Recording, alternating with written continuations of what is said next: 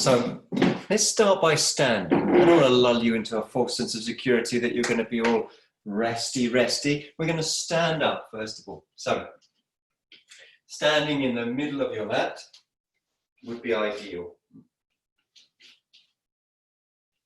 Feet together is useful but not essential.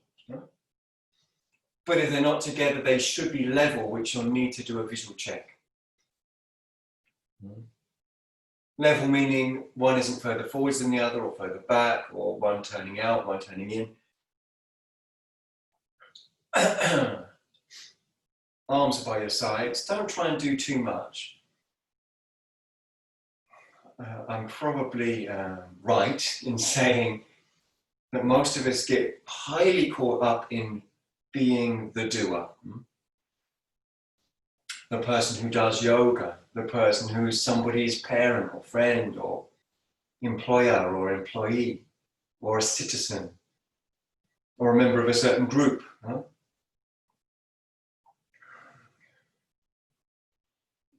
So don't do too much from the get-go, don't do too much. Notice your tendency, your urge, even if it's conscientious, to do. What am I? Notice how it feels. What am I supposed to be doing? All that doing is a big amalgam of confused information, I'm sorry to say. The I that we confuse ourselves in being is full of cross-confluent information. So the best your body can do is be biased and a bit tense from the I, from what am I supposed to be doing.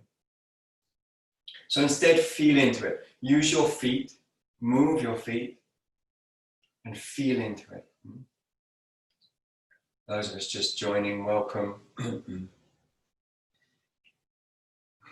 So you might lift up one foot and replace. So this kind of meditative massage, which should start to relax you to the point that your breath begins to open up. Welcome, a few more people joining. Don't worry, you've not missed anything that exciting. It's all going quite well, but you haven't missed anything major. Now I'm moving my feet because it's helping me kind of navigate underneath all the tendencies or patterns or habits that are associated with this particular field of I. And you've got your own habits and volitions associated with that particular field of I. So circumnavigating by movement, and it should show up, when it's done right, it should show up in that your breath begins to open up. Welcome, a few more people joining. Welcome, Celine.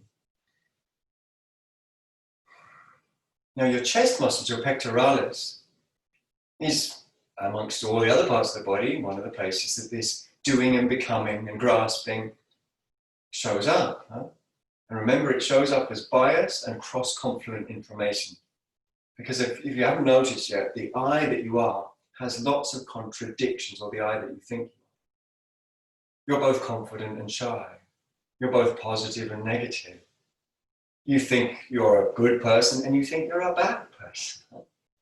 It's cross-confluent, and that's just the beginning. And it changes, doesn't it? One day you think, I'm a good guy, or a good girl, I'm a good person. And the next day, oh, I can't get it right. And that's normal, it's just normal. Notice in the body, tension, trying, doing in the chest. And what it does is internally rotate the arms and pull them forwards. Now undoing, not doing, relaxation, trust, releases the arms. But it's not you that's releasing them. It's a very subtle thing. You can't get it right because you is the problem. Not being rude. Okay, now turn the palms out and begin to raise the arms. Now you might shimmy the body in your own way. You might do whatever it takes, right? Yogis do whatever it takes to get the arms to move. So you can wave them back and forwards in the action that I called the Kermit the Frog. Obviously, being a child of the 70s, I used to watch the Muppet Show, and Kermit was one of the favorites amongst the others, but I won't list now. Beaker, one of them. Pigs in Space. Oh, I started listening. Anyway, so playing with a purpose of integration. So you're not worried about trying to do what you're told, trying to be good, or the opposite of trying not to be good. You know, it's not caught up like that. It's absorption. You know, and what goes on around you, what people, it doesn't matter. This is one of the advantages of Zoom classes, I have to say, is that it's even easier not to get caught up in what others are doing, because it's just this right now, isn't it? Sucking in the tummy can be helpful. Take a big circle back down, hands onto your hips, onto the top of the pelvis. Catch your breath. Notice reactions, expectations, desires. Nothing wrong with any of them. Nothing right about any of them either. Okay. Step your feet generously apart and take deep breaths, plural.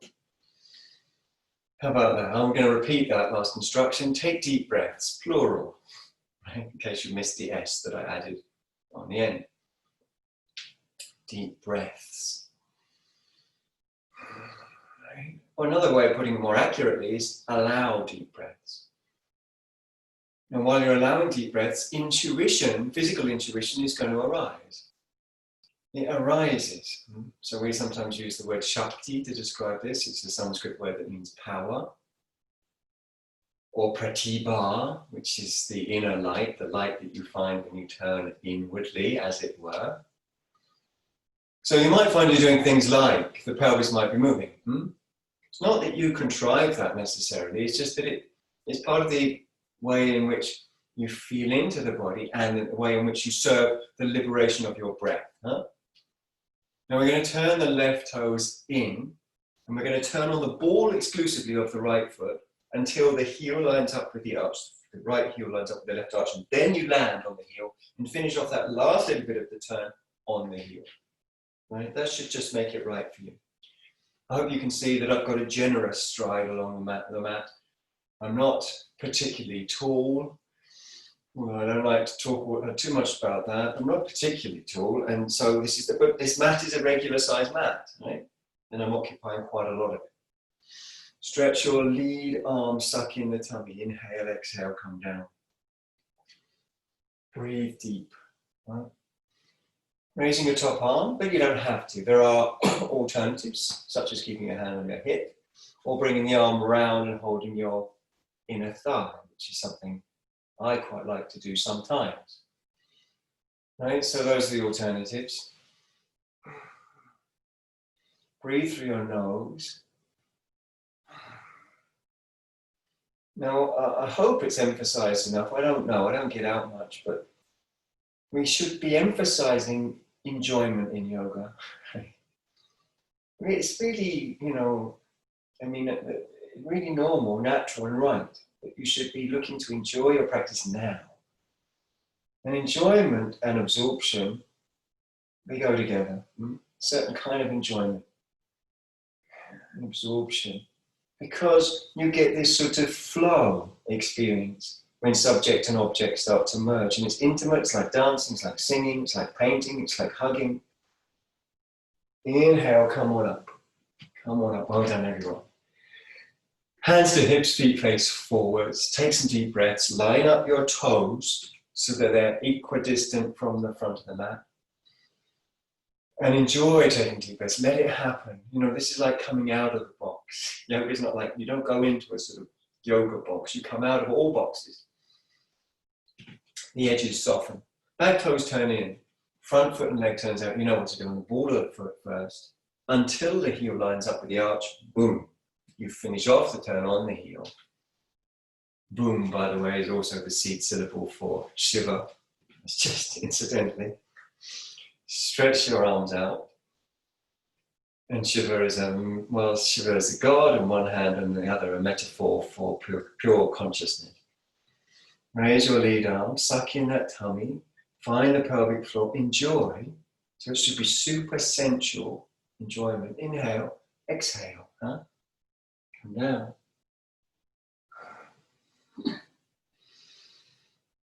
So play is such a big part of life, successful life, truly successful life. So, of course, you know, we perhaps have to define success, but it means happy and integrated, huh? In this context anyway. So play is part of that. So for instance, play could involve your pelvis drifting forwards and backwards.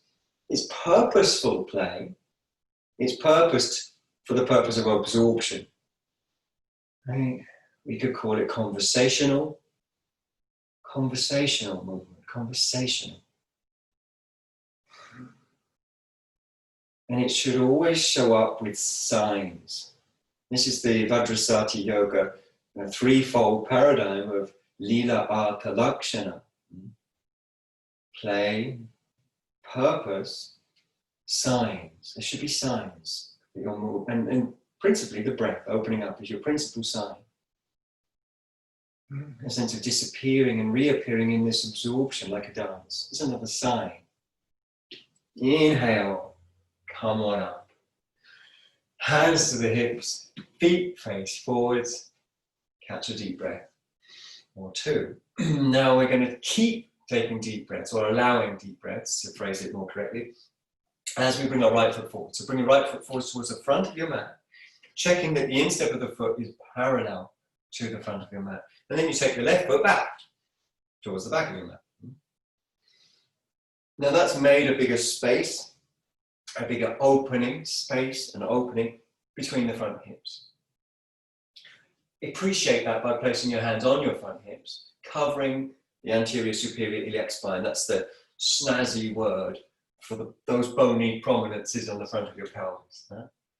So cover those with your hands. So there's a bit of warmth, but there's also intimacy. There's also softness. We're intimating softness. Huh?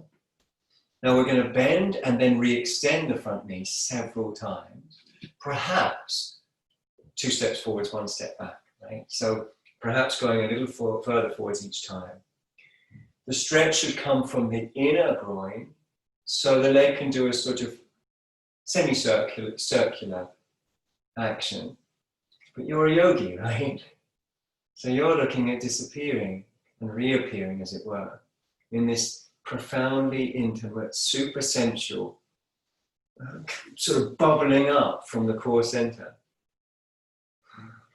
Timeless richness. Huh? When you feel ready to come down, then you bring your elbow down. It's sometimes useful to imagine that there's a connection between the legs, in the space, as it were, between the legs. You imagine that that space is something tangible, and that you're stretching and softening that space, and that that space interconnects with what we think of as solid and real, the legs themselves. Now raise your top arm, stretch it up and also over. Maybe there's movement still. Maybe there's movement still. And that's useful if there is. Because you're using that movement to bring more of the mind into this body, so subject and object.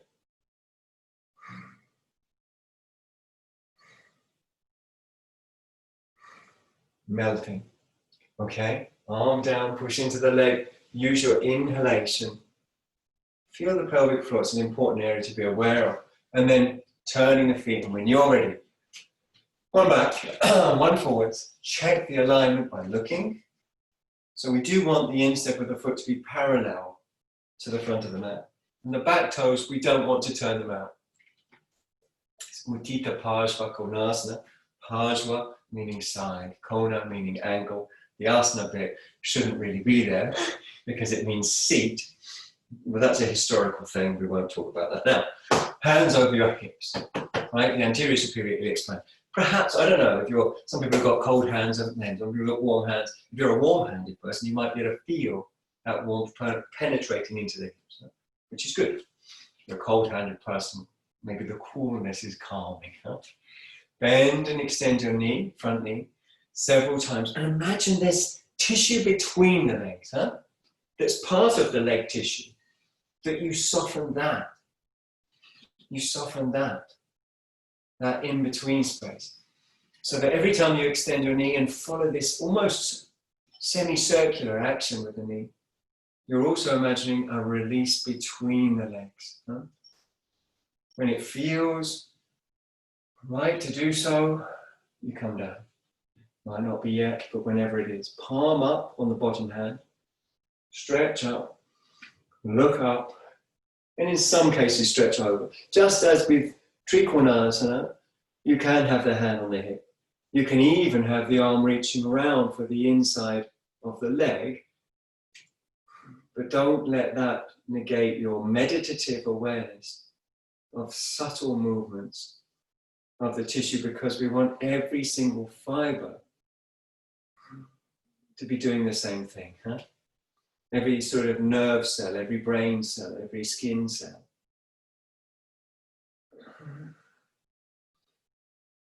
So this is an act of love, because love wants intimacy. It wants to go even beyond intimacy into union, doesn't it? Right. That's what it is, you know. And that's what yoga is. It's love. Okay. Come on up, push into your leg, be calm. Calmly bring the legs out. A big old stretch. So early in the day. Give your legs a little kick out if you find kicking out the legs beneficial. So give them a little kick out if you find it beneficial to do so. Once you've kicked out the legs, one of my favorite poses, before we do it, we're going to do a precursor to it, a little groin stretch. So let's come onto hands and knees. You can do that whenever you're ready, as long as you're ready right now. Okay, so come down to your hands and knees. Let me just adjust my camera. There we go. Hands and knees, and then we're simply coming into a little lunge. So take one foot forwards into the place of its own hand.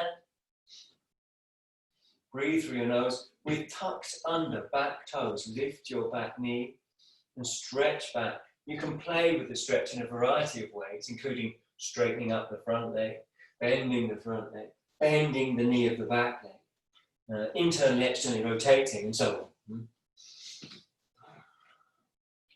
It's a meditation, however, so it ain't what we do, it's the way that you do. I'm not going to do the whole song. Maybe you'll be sad to hear it, because you might love to hear me singing it, but anyway, that is the point. It's not what you do, it's the way that you do it. It's really true for yoga. Sometimes we feel we've got to keep reinventing the wheel. No, it's about the approach, not about the things you do, but how you do it. Lowering the knee behind the pelvis means that the leg is more or less 45 degrees relative to the floor. More or less. Then we're going to climb up onto the leg. Some people do feel more comfortable with their toes tucked under, and others with their toes untucked. So that's up to you. The emphasis is here, the inner groin up. Huh? So you feel your inner back groin up, and imagine that the muscle that you're stretching goes across the pubic bone, the lateral pubic bone on that side, the back leg side. And that you're stretching that muscle, but you're going further because you're a yogi. You're not just stretching, but you're giving to that stretch. The Buddha said, if in giving up a lesser happiness, a greater happiness is attained, then you should give up the lesser happiness. The lesser happiness of clinging, of being somebody, going somewhere, is outstripped 1,000-fold by the happiness of complete absorption, of complete union. You give up the separate self, you gain everything. If you want, you can add raising the arms. Remember, you're not just stretching. This isn't something you just do with your body, because there's no such thing as just your body. Okay, well done. Come down. Well done. Back to hands and knees. Take your own time and your own way in. Take a breath or two on your hands and knees. Of course, you can put padding underneath your back knee if you need to, but a release upwards often helps tremendously with any sense of pressure on your knee. Other foot forwards when you're ready. Same thing. And when you're ready, play. Backwards, forwards, breathing deep. And then lifting up the back knee. And so we go through our little triad, Lila Artha Lakshana, play, purpose, which is absorption, signs. You start to feel absorbed. You start to feel release. By, when you're tuning into this interconnected, interdependent experience, you tune out of that separate experience of being separate and all the pain that sometimes accompanies that. Loneliness, isolation, tiredness, all of that immediately releases. So sometimes that one feels emotional release as well. The back knee comes down behind the pelvis, again 45 degrees. Again, the emphasis will be focusing on calm, relaxed, happy attention on the inner groin of the back leg as we climb up onto the front leg. Breathing, if you can, we encourage it to be nasal because it filters, warms, hydrates the air. Subtle, wasn't it? Okay, so when you're ready, so stretching that inner groin, releasing that inner groin up with you. It's a sort of psychophysical release. You can raise your arms up as well if you wish.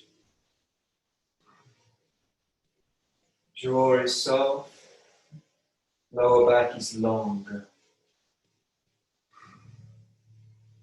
Jaw is soft, lower back is long. Okay, well done. Quite a long stay. We're coming down. Before we come into Virabhadrasana number 1, which is the pose I want us to come into, we're coming into the dog pose. So you can step back into your dog pose as soon as you're ready. Had your palms to make contact with the floor. Okay. I hope the background noise of someone strimming their garden isn't interfering too much for you. I think the microphone might take some of it away. Anyway, get the palms to really bed in. Move through your back by moving your pelvis. Keep your jaw passive. You might move the pelvis left and right as a way to access the body, to get into the body. And then from there, we're going to either jump, walk, step, whatever we can do, we're going to get our feet between the hands. So that any method that you can. I'm jumping, but you don't have to do that. And we're in Uttanasana, so the hands are on the floor, knees probably bent to keep your back soft.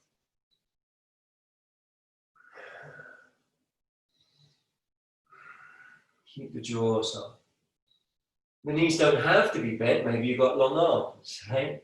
But your back shouldn't have any tightness, dullness, or aching. Now we're going to bend the ankles, knees, and hips more, and raise the arms up behind us, right? Like we're skiing. That's good. Yeah, nice. Yeah, any movements that help, that's good. Yeah, I like what you're doing. Some of you are really good skiers. And then raising your arms up.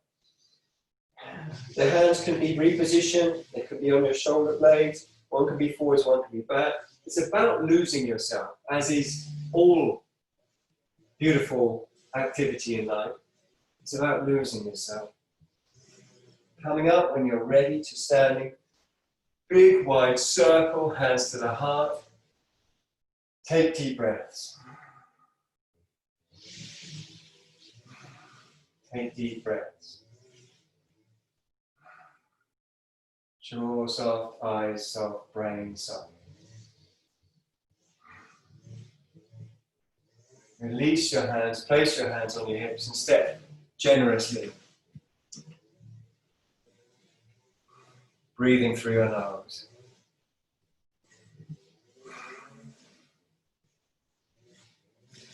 Stretch your arms, turn your palms, raise your arms up. Again, use whatever, you can keep the elbows bent like that, if that helps. Huh?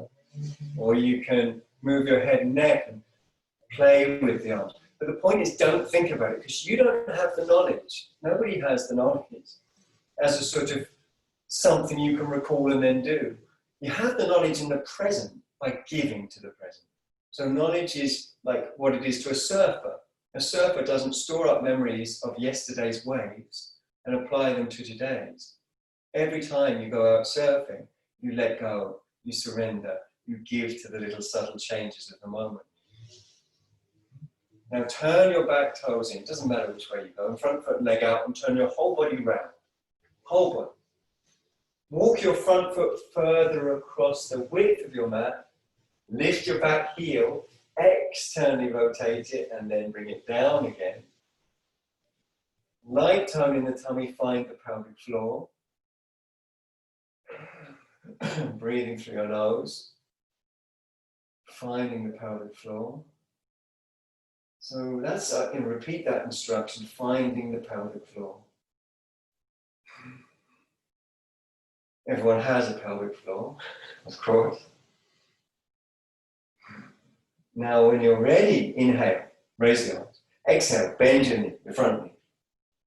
Feel again that stretch across the lateral pubis on the back leg side, from the inner top of the inner thigh. Across the pubis, a muscle is being pulled dynamically across that, and then it's pulled underneath the abdominals from where it connects to the sides of the lower spine. So this muscle, of course, is the psoas. And you breathe into this area, and you keep giving with the whole of your being.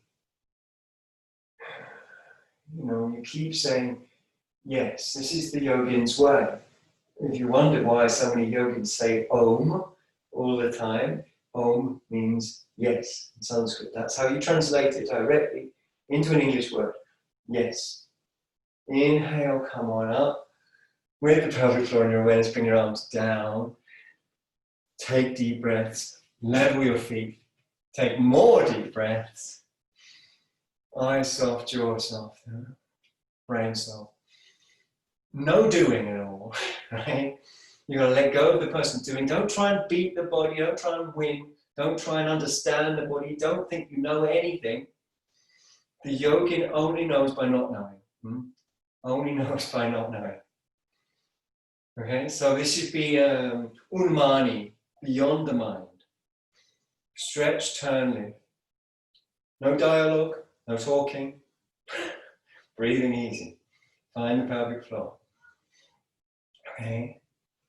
Breathing easy. You will never learn yoga from anyone else. You'll never learn yoga from a book. Yoga is a living moment.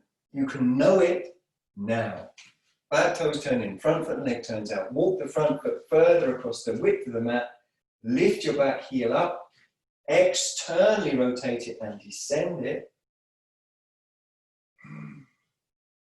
So it doesn't matter how much information you've stored or how little information you've stored about yoga, it means nothing, right? Emptying out is the only form of knowledge. That's why surfers surf, because of the emptying out that it causes necessarily. Inhale, exhale, bend your front knee. Focus on that inner groin of the back leg. The inner groin of the back leg. It's fine not to have your hands up. You can have your hands on your shoulder blades, for example. If you're practicing with someone else, that don't pay them any attention. Right? Apart from, in the field of love, obviously. But breathe deep. Jaw soft. Focus, therefore, on the inner groin and the way it relates to the breath and the mind, its release.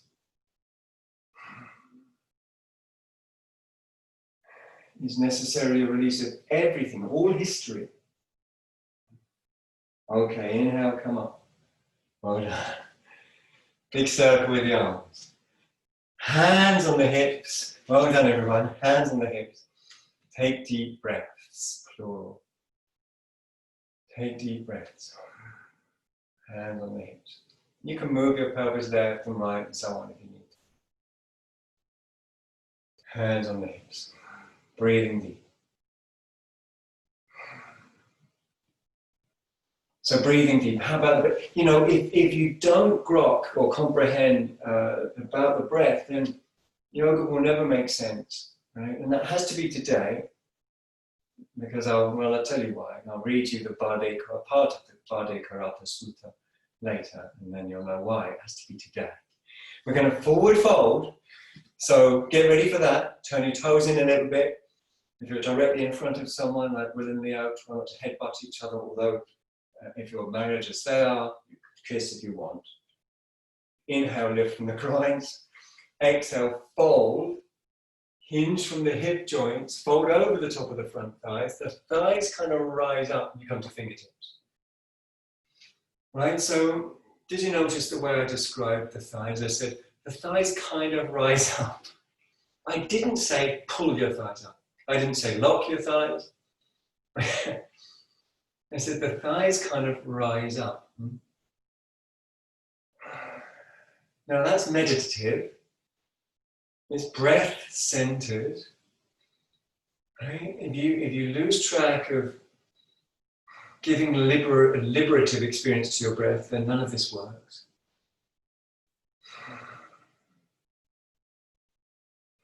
So play with the pelvis, left, right, forwards, back.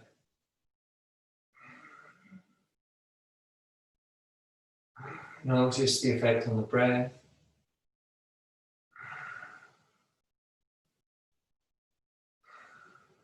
Meditative means equality.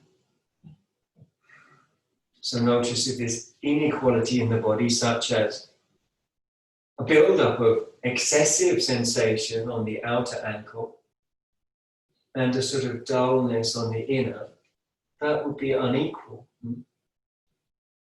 You can rectify that inequality by moving your feet, readjusting your feet, playing with the lift of the front part of the foot, and so on, multiple times.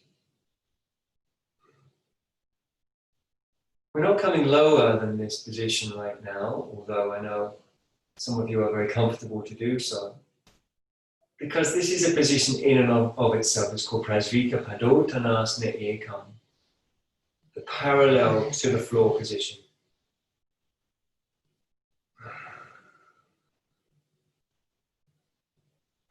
Equality in the lift of the legs. Equality in the depth of the hips. Inhale, come on up. Well done. Walk your feet towards each other. Keep your energy so it's earth downwardly. If you feel dizzy, just bring your energy down. And you might kick out, you might shake out. Now here you might need a strap for what we're going to do next. And some of you, well, we're all going to use a strap and then we'll take it from there for the next part. So unless you know, you can easily bring one hand behind your back and take hold with the other, then it's worth using a strap or belt or whatever you've got to hand, a sock.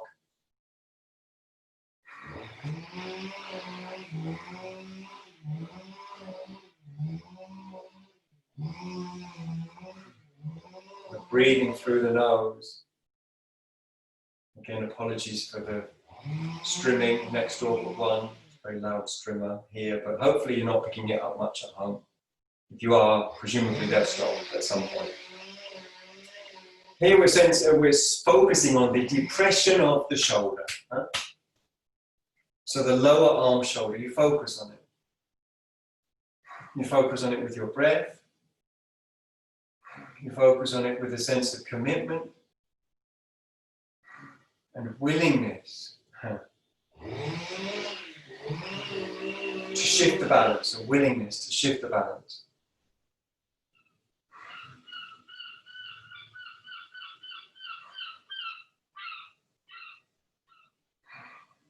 So the balance tends to be, we tend to be more focused on what yoga calls vritti, movement in consciousness.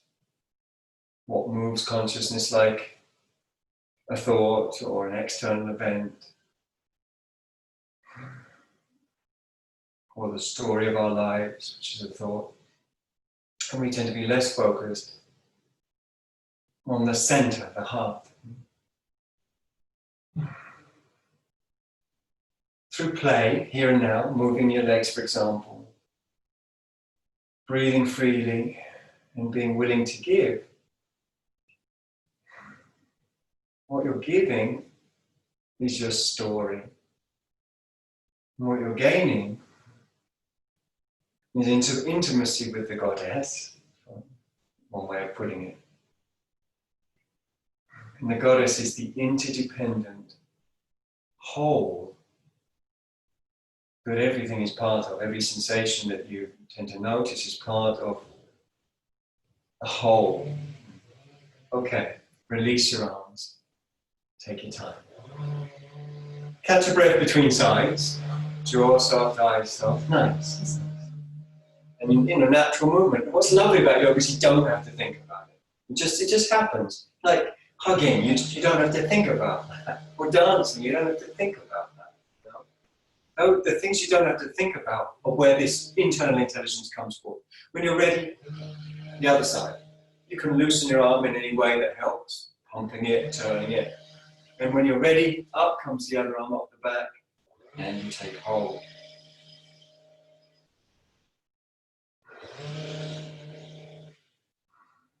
Breathing through your nose, jaw soft.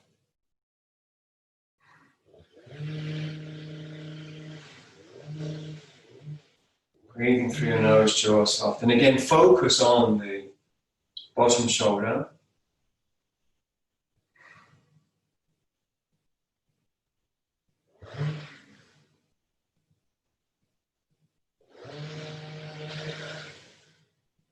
And your breath. So our habit is to attach to that which is peripheral to the center. But yoga invites us to let go. The pose itself is an invitation to let go.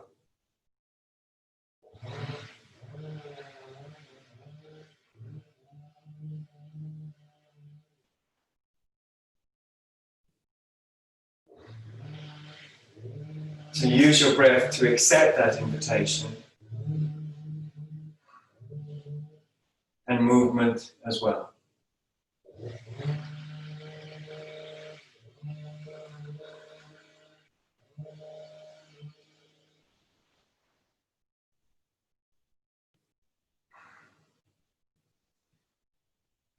Because we get drawn out to the peripheral all the time, but being in the center is where we're at peace. That's where we come from when we're dancing. Might take a half an hour of dancing before you get there. Okay, nice and easy release. Take your time, nice and easy release.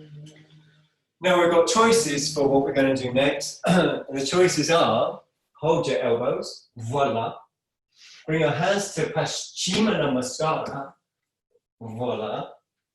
Or have your hands supported just on the floor with blocks, so you'd be putting them down on the floor that way, okay? So just for those who might not be taking their arms behind the back, a couple of blocks like that, that's what you'll be using, but that's only for the people who are not putting their hands behind the back. Otherwise, as I say, Paschima Namaskara, or holding the elbows. Regarding Paschima Namaskara, you take a bit of time to work incrementally, because we need to let go as we move in. So as I'm moving the arms, I let go, I integrate. There is integration. And that's the meditation. Integration is absorption. It's the same thing, samapattihi.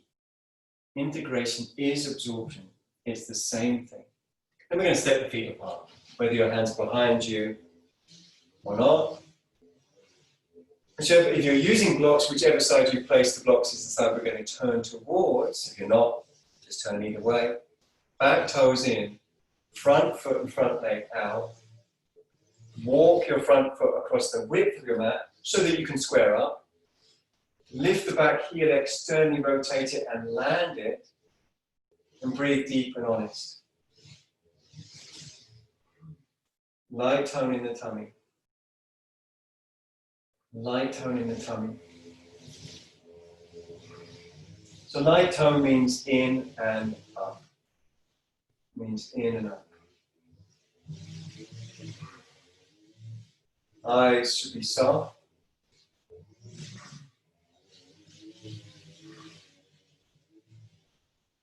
There's a sort of external part to the experience and an internal part. The external, there's movement. The internal is stillness. Stretch the inner groin of the back leg by leaning back. Stretch the inner groin of the back leg. Don't just stretch it, but give to that stretch by leaning back. Then keep the stretch going as you lean forwards from the inner groin of the back leg. Keep the stretch going. If you're bringing your hands to blocks, do so about now. The back leg can feel like it's being pulled away as if you're standing in the current of a river.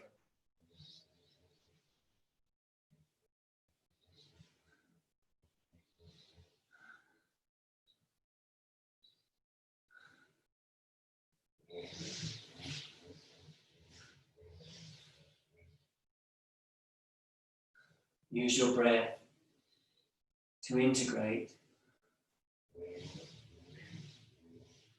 Coming up the way you went down, calmly leading with the chest. Turn your feet back to front and level them up. If you've got your hands behind your back, don't release them. But do release the tension that you might feel. And that tension, of course, is associated with becoming. The Buddha said that the causes of suffering are craving to become, craving for being, he said, and craving for non-being, which is a very interesting part of the equation. I don't want to be this, I don't want to be that, or I do want to be this, I do want to be that. Turn your back toes in, turn your front foot and leg out. Lift the back heel externally, rotate it and descend it. Don't forget to walk further across the width of the mat if you need to square up. Jaw soft, eyes soft, brain soft. Find the pelvic floor. Stretch the inner groin of the back leg upwardly as you lean back. Leaning back from the hips. And then keep that stretch, that length from the inner groin as you go forward. Breathing deep. Keep that stretch from the inner groin as you go forward. That elongation, that release from the inner groin. Keep saying yes to the pose. This will empty you out. Keep saying yes, it will empty you out. And when you're truly empty, then your core body, your core being, reveals itself. You say, Tada drashtu swarupe avastan. Then the seer rests in their true nature. Tada drashtu, then the seer. Coming up, leading with the chest. Return. Breathe still, give, say yes. There's a habit to remain being someone, but yoga teaches us emptiness. That's all it's teaching us, emptiness. Walk your feet towards each other and slowly release the arms. Slowly release the arms. Okay. Tadasana with the feet apart. That is to say, mountain pose with the feet apart. And not doing too much. Huh? Just breathing. Allowing.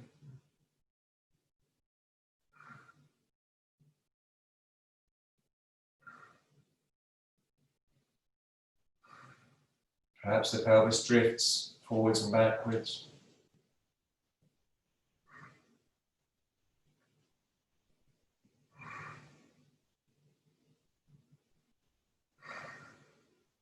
And one tunes in, as it were. It's very hard to phrase this correctly.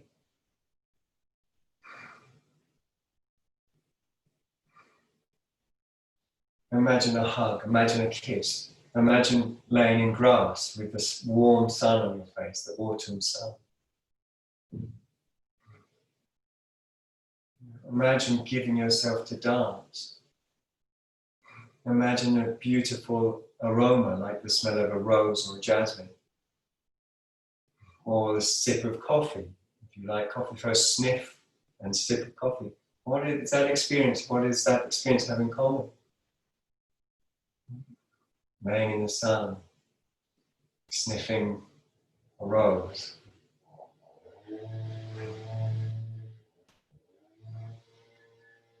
As you disappear, you realize in your true form, which is Shakti.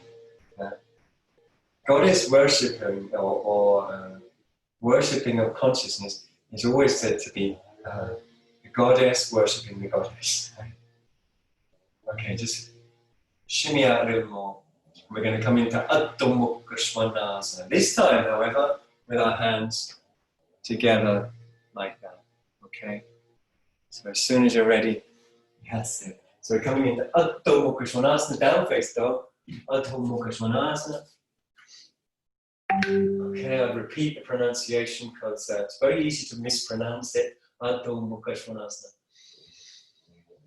Spread your fingers. Breathe through your nose. Maximize your contact with the palms and the floor through movement of your pelvis.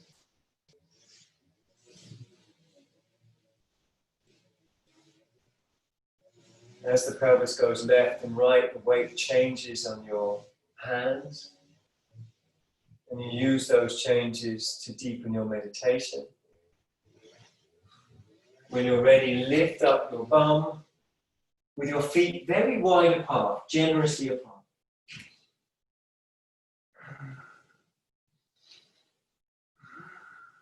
Breathe through your nose. Let it have movement. Don't think it, but know it. You can't think about it and know it at the same time. You have to choose.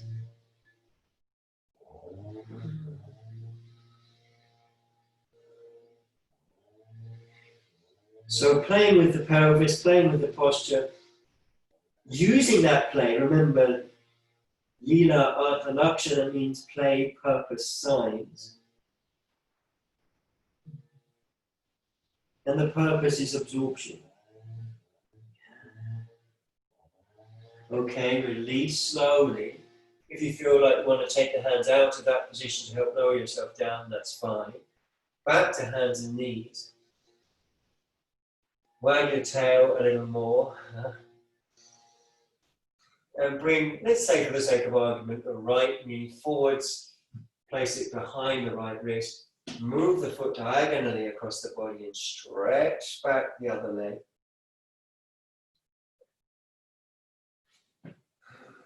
Now, as I've mentioned before, if you get any pain, particularly on the inner knee, the remedy is lean over the knee. If you get any pain in the inner knee, lean over. Right? If you don't get any pain, well, that's great. And if you are leaning over, you lean over until that pain dissipates, and then you experiment and breathe with coming round. Huh? There may be movements such as side to side, forwards and backwards. The breath is always your principal guide.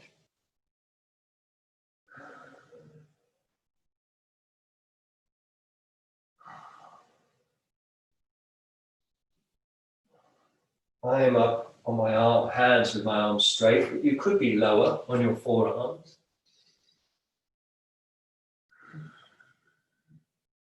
And if it's more restful, more conducive to your breath opening up, you could be lower still, with one hand on top of the other, resting your head on your hands. Conversely, you could be higher than any of those positions as well, such as with your hands positioned on your leg, as I'm demonstrating now.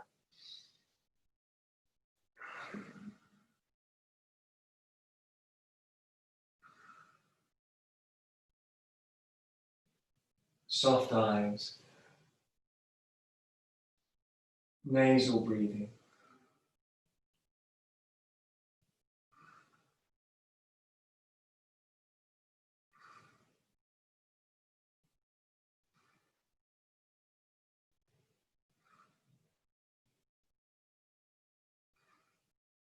all the qualities of absorption that I've described before. There are thousands of portals to absorption into the goddess, whether it be the dappled light, autumn light coming through leaves onto your face, that's a portal to absorption, whether it be warm sun with a cool breeze, whether it be a sip of something made with love, a tea, perhaps someone's made with love.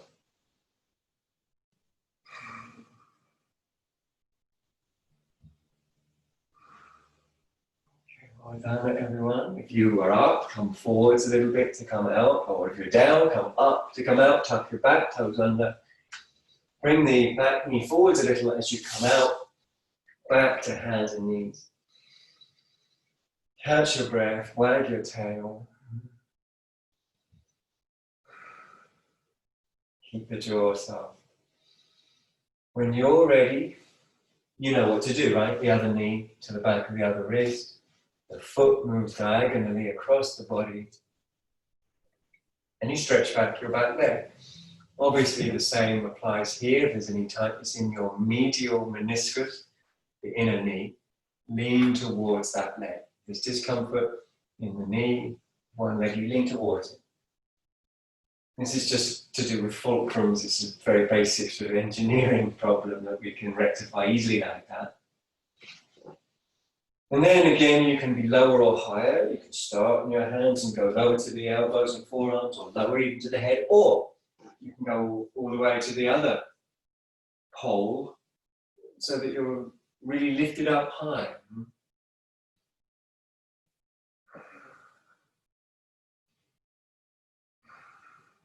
Feel it, right? Feel it. And allow the spontaneous responses to that feeling. So feeling something means emptying into it, opening up to it, surrendering to it. And then spontaneity arises. Dancers open up to the sound of the music, and then the body moves. That's called dancing, isn't it? You may be a professional dancer and learn certain moves, but those moves are only truly animated with a spontaneous response from the inside. They're sort of expressed rather than just done.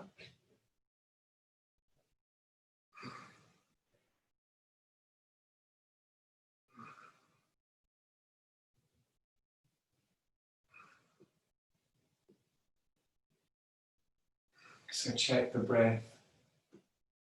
Move in service of.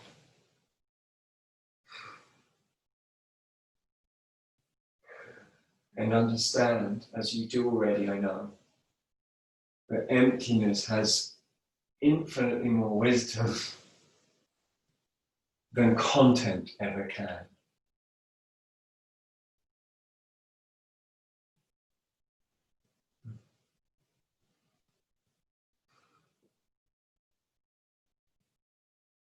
So keep expressing that emptiness, that giving, that joyful surrender.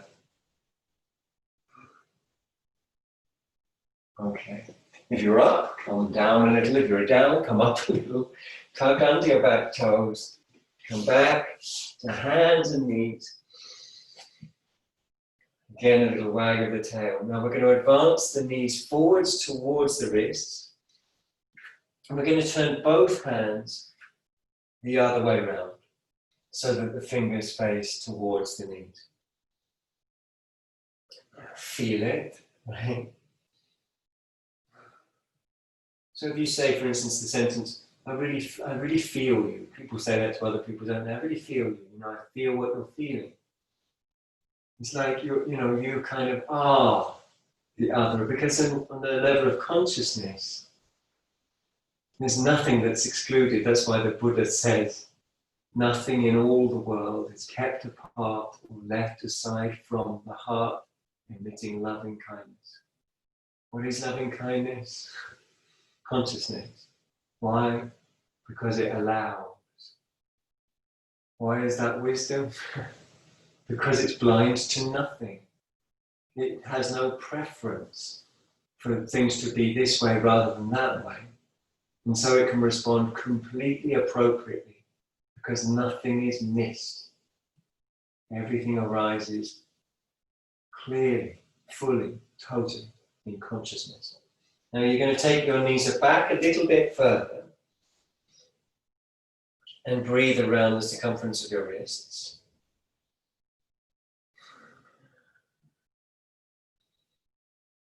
Which means feel around the circumference as a sort of oval shape that the wrists make, isn't it?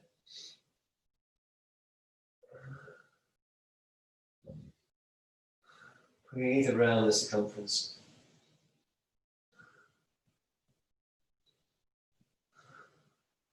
And allow movement that lets this become meditation.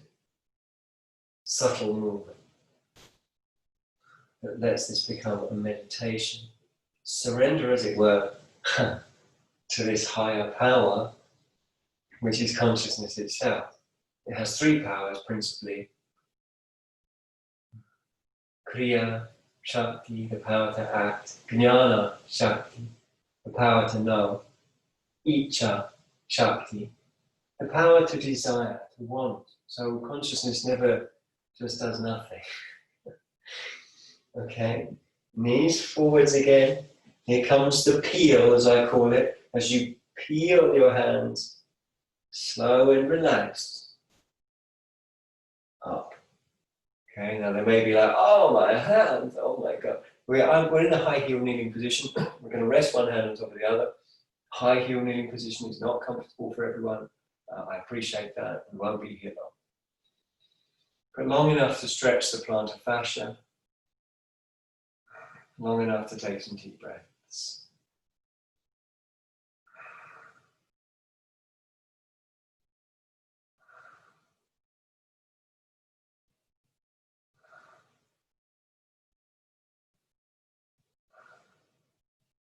Allow light and colour in. Release the hands. And we're going to come to Siddhasana, which is a pose that I recommend that you sit on a block. I've only ever given one person dispensation to not sit on a block, and you know who you are. And so you don't, if you're that person, you don't have to sit on a block. But the rest of you, you can sit on a block. Okay? And that person happens to have hips that just open so easy that really there's no benefit in the block and it's a bit uncomfortable for them. Right? You know who you are. And everyone else sitting on a block is going to be beneficial. Siddhasana has several variations. The variation we're going for today is for heel aligned with heel. That's the rule with Siddhasana. We've got both feet on the floor, one foot immediately in front of the other. We're drawing the butterfly out and back if you haven't already, and you might also adjust your knees. There is something else you can add if you wish, and that's a blanket. I'm miming. This is part of my skill set, but I can mime very, very, very, very well. I'm miming a blanket. You lift your shins, and the blanket goes underneath, whoosh, shins come back down on top of it. That can be helpful if your shins feel like they're floating, or you just want that extra softness. So sitting up in Siddhasana, breathing through the nose. Chest is elevated. Jaw is soft.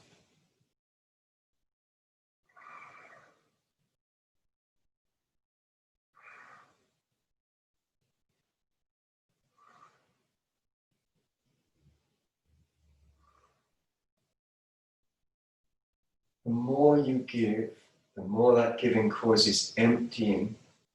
Emptying just means opening.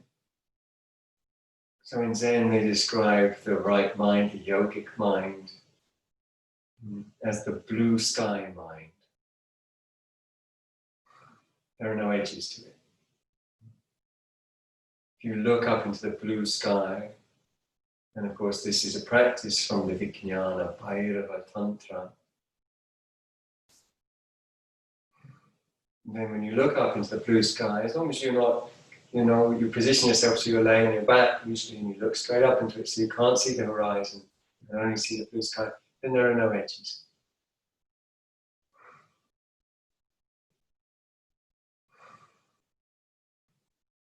So it's said in the Vijnana Vaidava Tantra that the yogin who keeps her body utterly immobile, usually by laying on the back, but you can do it seated too, sort of stillness comes, who looks at or visualizes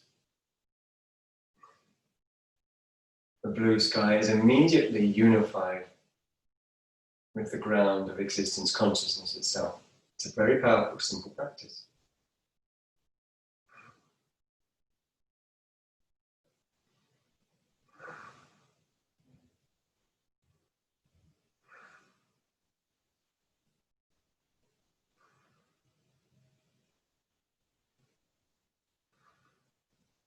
Now imagine that your breath is connected with a movement that you can visualize that moves downwardly as you breathe in and upwardly as you breathe out, and moves between the 2 points of the bottom of your breastbone and either the crown of your head or a point about 12 finger widths above the crown of the head. So you choose. For me, I often find using the Dvadashanta can be a little out of body experience for me, depending on which I don't always want, you know.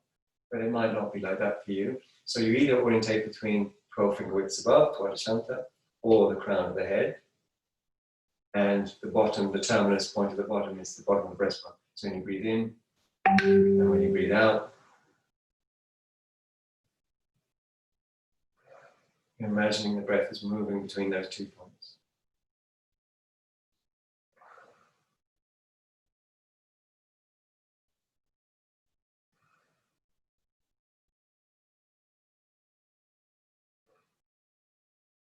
As an act of goddess worship, the goddess is a metaphor for the interdependent field. Everything is connected to it. Everything is part of it. And then we allow the breath to move freely. We're visualizing the movement, but the movement itself belongs, as it were, to her, to the Devi, to the goddess, to the field.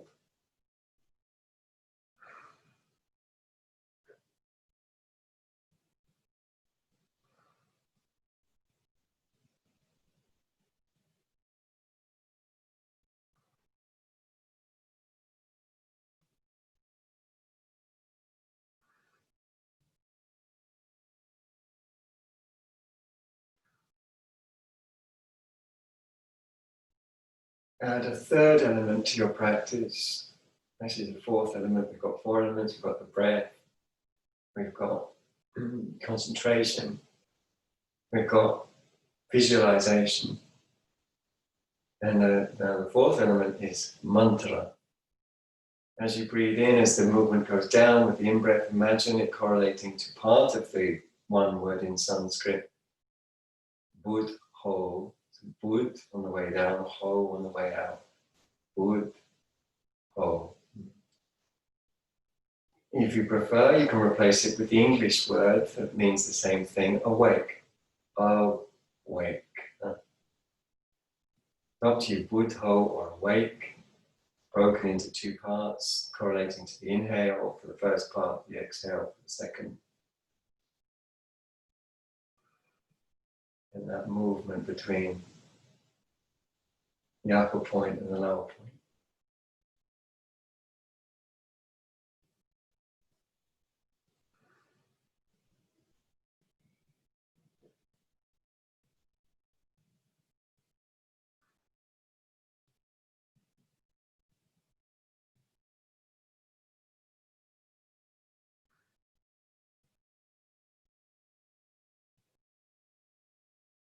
Remember to act with reverence to the goddess by giving the breath back to her. Not trying to grasp it as mine and doing the breathing, but just knowing that breath has always been hers.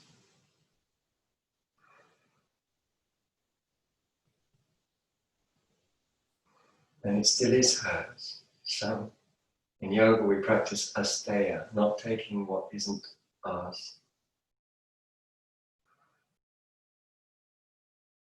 And the subtle level of asteya comes into aspects such as the breath and thoughts, which we don't try and steal as ours from the interdependent field.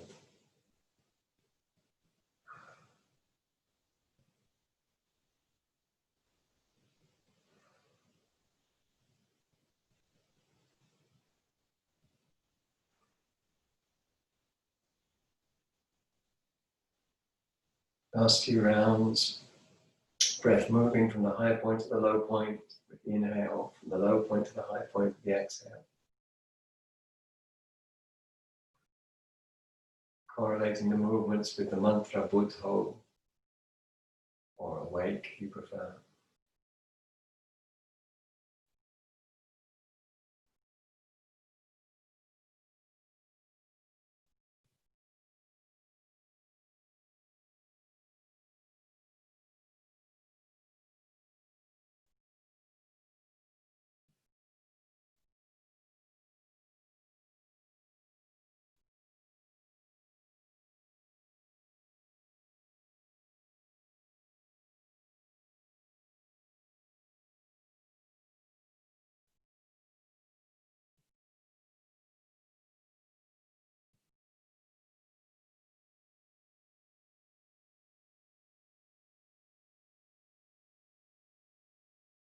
Slowly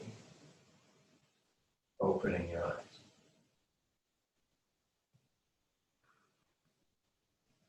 It might be worth mentioning that in such practices as that, sometimes we get what's called kevala kumbhaka. In other words, the breath just stops. It just pauses. That's spontaneously. So kevala means spontaneous, kumbhaka intimates the pause. No, I'm not saying that that should happen, it's only spontaneous, but it might have happened or it might happen in the future.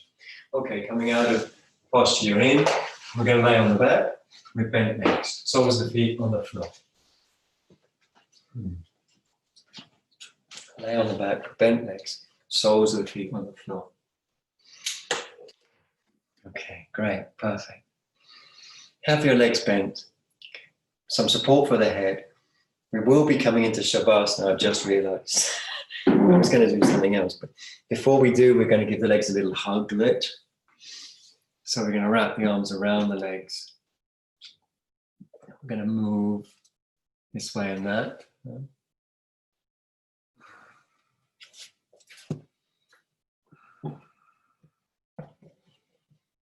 And so as you roll to one side, you might pause. Spontaneously, you find something rich. You might pause.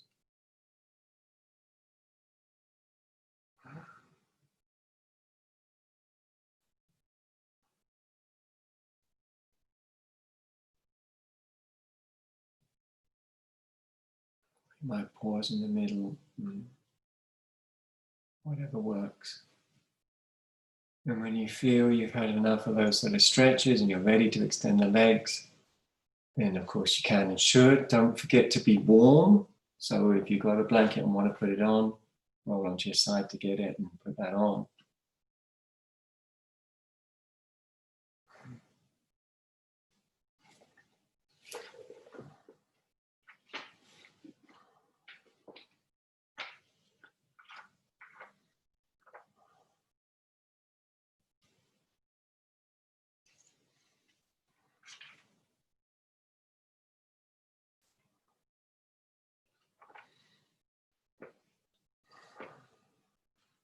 And shoulder blades tucked under,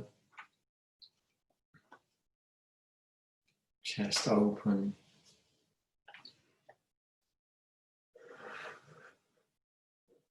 I'm going to read a part of the Bhadi Karata Sutta,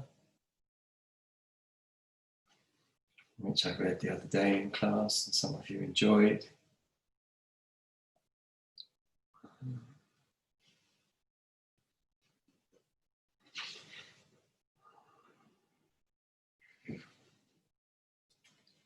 And I'm only reading part of it. I do recommend the whole text to you because it really contextualizes.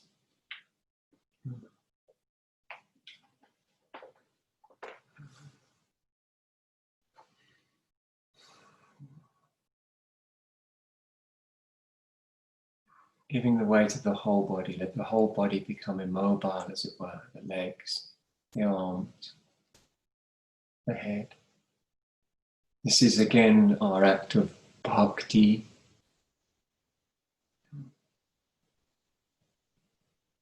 Our act of giving, our act of asteya, our act of not trying to steal that which belongs, as it were, to her. Thoughts, feelings, emotions, physical sensations, breath, circulation of blood.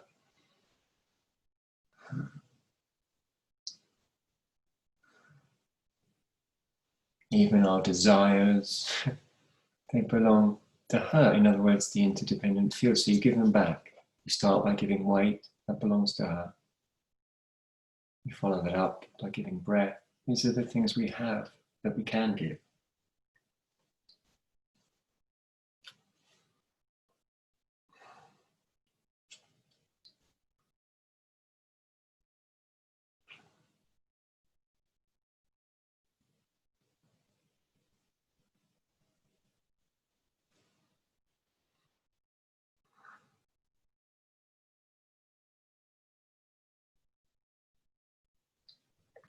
The Bhadikkarata Sutta.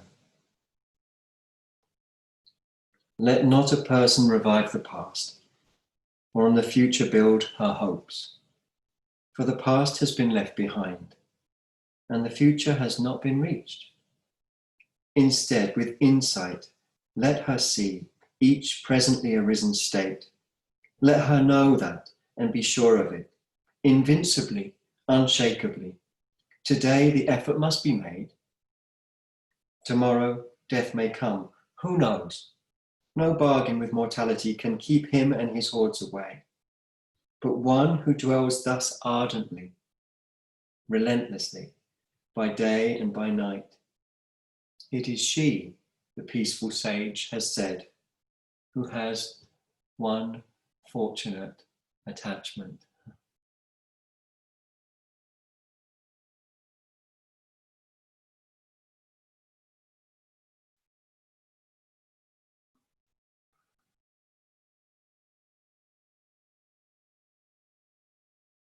Let not a person revive the past, or on the future build her hopes. For the past has been left behind, and the future has not been reached. Instead, with insight, let her see each presently arisen state. Let her know that and be sure of it, invincibly, unshakably. Today, the effort must be made. Tomorrow, death may come. Who knows? No bargain with mortality can keep him and his hordes away. But one who dwells thus ardently, relentlessly by day, by night, it is he or she, the peaceful sage has said, who has one fortunate attachment.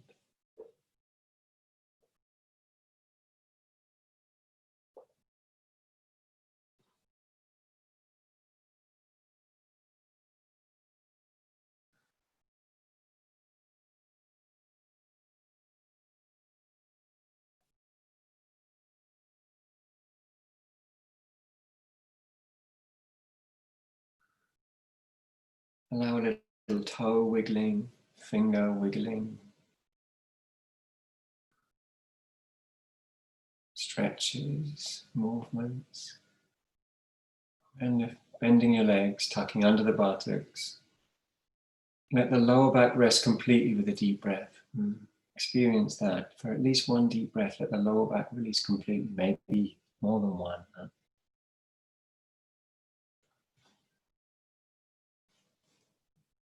Total.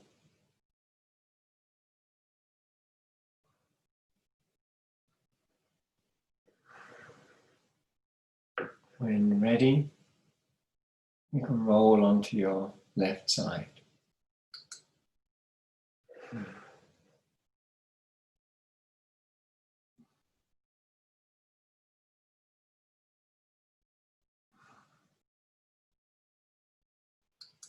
I do recommend drawing the knees up, and you'll probably notice that there's a certain sensation in the deep belly,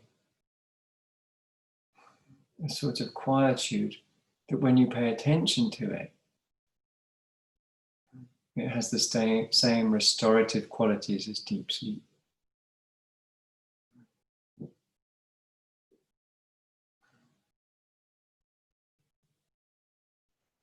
Hold your other side when you're ready.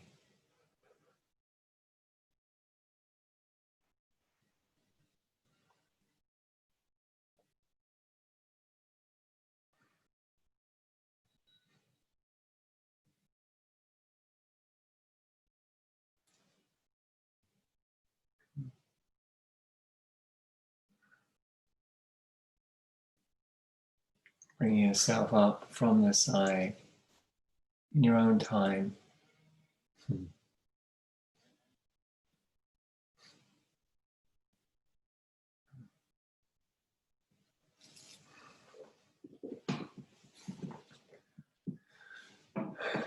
Thank you so much. Really appreciate it.